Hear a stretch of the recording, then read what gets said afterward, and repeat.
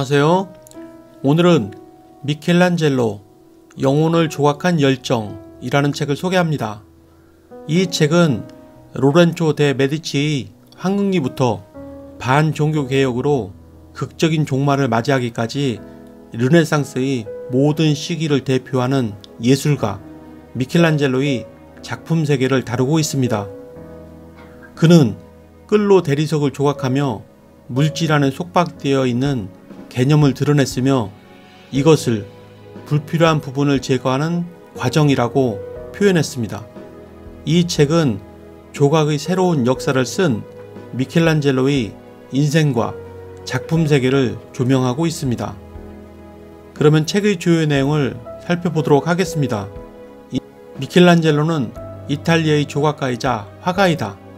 피에타, 다비드 등의 조각 작품을 통해 사람 몸의 아름다움을 잘 표현했다. 로마 시스티나 성당의 천장화, 천지창조와 벽화, 최후의 심판을 그렸다. 켄타로우스의 전쟁. 미켈란젤로가 작품의 영감을 어디서 얻었는지는 분명치 않다. 격렬하게 싸우고 있는 인물들이 뒤틀린 신체가 두드러지며 마치 야수와 같이 묘사되어 어느 쪽이 켄타로우스이고 또 어느 쪽이 그에 맞서는 인간인지 알아보기 힘들다. 이처럼 혼란스러운 구성 덕에 미켈란젤로는 다양한 자세의 누드 묘사라는 테마에 접근할 수 있었다. 전체 구성의 중심은 중앙에 오른팔을 들고 있는 인물이다. 마치 주변의 모든 혼란스러운 움직임을 나선형으로 회전하여 그를 향해 집중되어 있는 것처럼 느껴진다. 오른팔을 들어올린 포즈는 훗날 최후의 심판에 다시 등장한다. 십자가에 못 박힌 그리스도. 카사 부에나로티에 소장되어 있는 목각 작품으로 제작 연대는 1492년에서 1493년 사이로 추정된다. 작품의 진위에 대한 논란이 계속되다가 최근에 와서야 미켈란젤로 작품임이 밝혀졌다. 살짝 뒤틀린 예수의 신체는 완벽한 해부학적 비례를 보여주며 아래를 향해 기울인 얼굴에서는 섬세한 인상 묘사가 두드러진다. 선명한 콧날과 넓은 안구, 그리고 조용히 담은 입술에는 어떠한 고통의 표정도 드러나지 않는다. 바쿠스.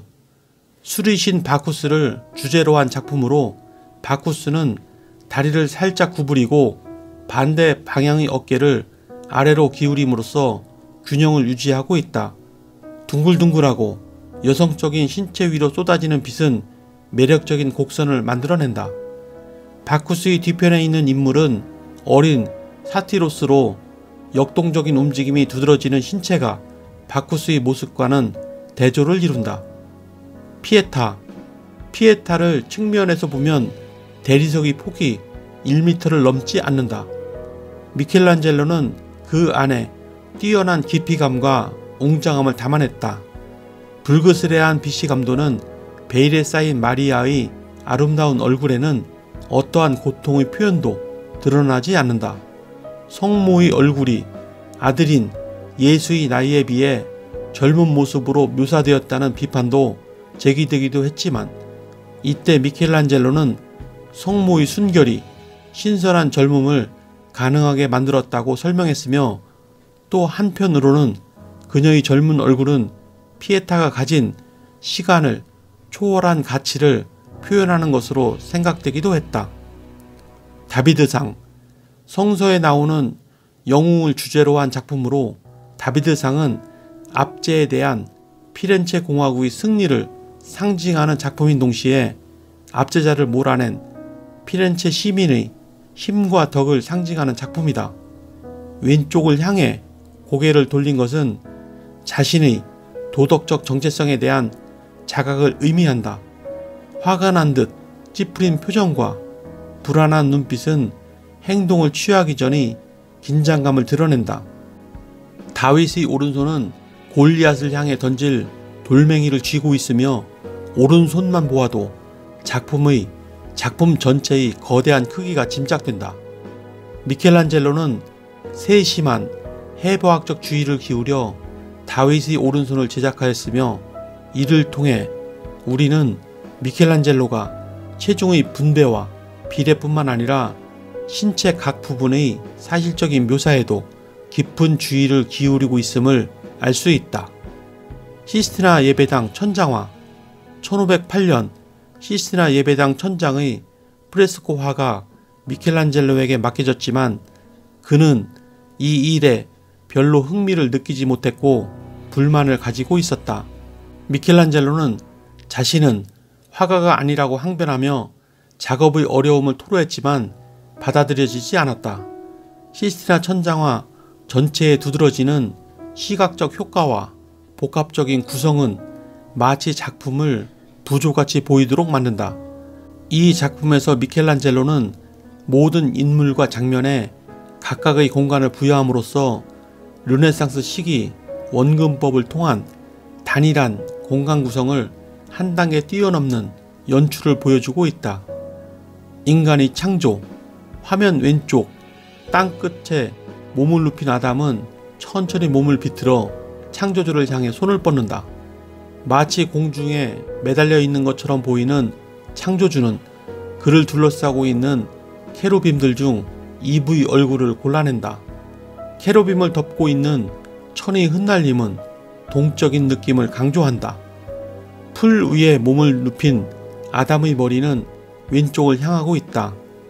아담의 표정에는 완전함에 대한 동경과 그리움의 감정이 나타나며 이로부터 아버지 창조주와 재결합하고 싶은 열망을 간직한 채 살아가는 인간의 운명을 엿볼 수 있다. 최후의 심판.